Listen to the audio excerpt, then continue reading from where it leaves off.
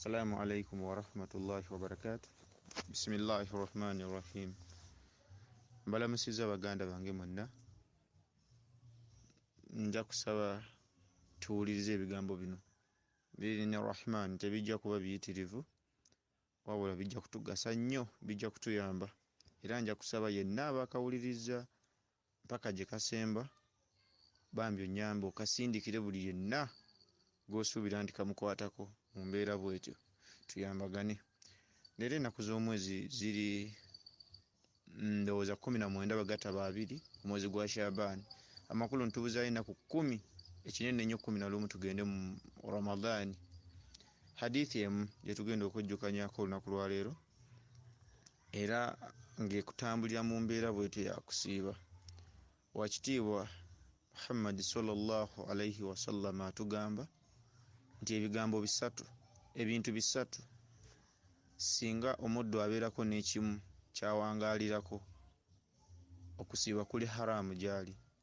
Ebintu bisatu singa oba olinako ekintu ekimu ky'okola okusiiba totewaana okusiiba kuba ojja kuba osiibira bwereere. Bino ebigambo si byange, bya mubaka gwe tugoberera oba gwe tuggyako eddiini.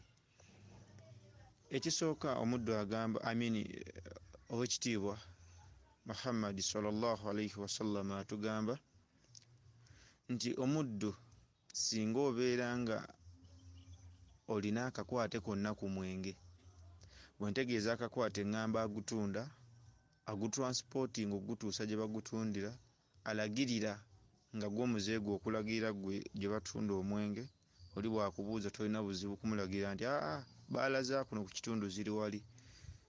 Yenna alina akakwate konna ku mwenge, batugamba okusiiba kuli haramu gy'oli, totewaana okusiiba. Bino mbibagamba kuba ndi tubuzaayo ewiiki ndowoozeemu n'ekitundu tugende mu kisiibo mwezi gwa Ramadhan.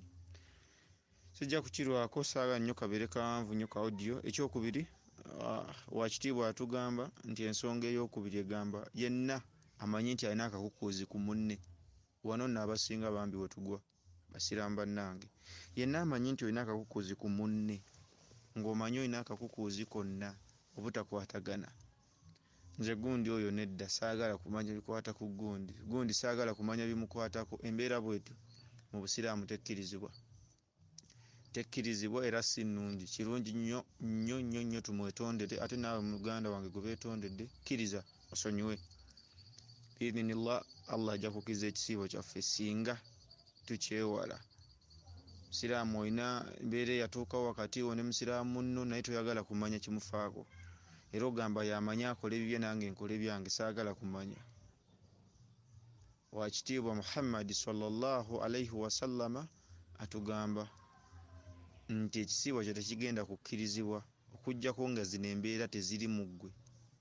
Tayinza kubeera mu muddu ng'asiiba okuggyako nga bino tabirina. Ekyokusatu mu bwangu, omuntu nga talina nkolagana wakati we n'abazadde be.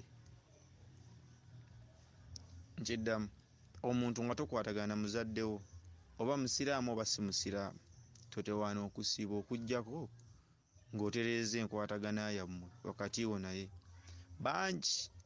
Bangi mwetuli, oli musiraamu oba oli awo bazadde bo si basiraamu n'ogamba nedda, bazadde nabagamba basiramuke baagaana.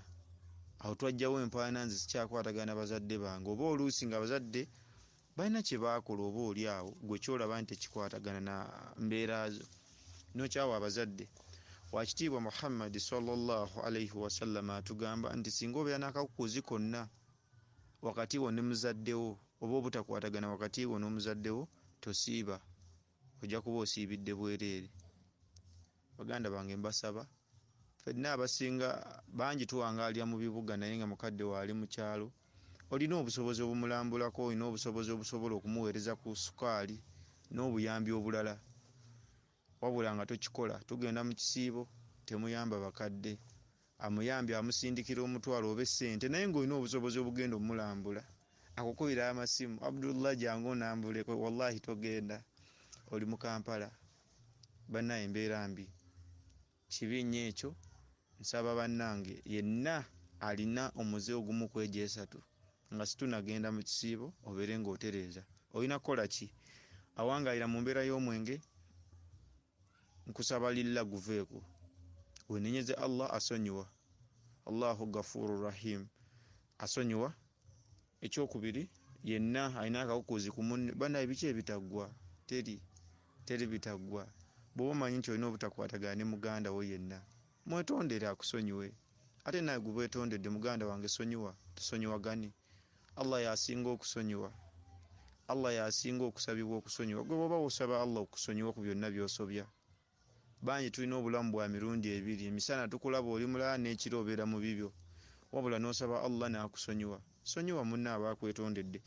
Ekirala ekyokusatu, atakwatagana n'abazadde be. Nsaba bambi tukkirize nti abazadde abaatuzaala tusobola okubeetondera, twetondera abazadde batusonyiwe. Gamba muzaddewo akusonyiwe, embeera yonna eriwo.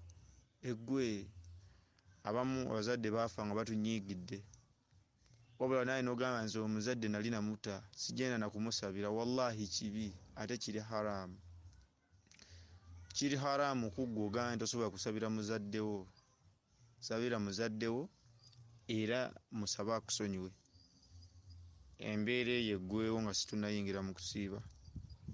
Allah atugamba mu Qur'ani, bwe mba seerabidde, yakoowoola abakkiriza. Kyokka ate bw'oba wegendereza bino ebintu ebisatu tebikwatagana mukkiriza. Toyinza kuba mukkiriza okuggyako nga bino tebiri ku ggwe. Toyinza kuba mukkiriza okuggyako nga bino tebiri part of you. So Allah bwe yali akoowoola abakkiriza yagamba ya ayyuha alladhina amanu kutiba alaykumus siyamu kama kutiba ala alladhina min qablikum la'allakum tattaqun. Abange mu abakkiriza mbakoowoddeko okusiiba oba mbagamba okusiiba.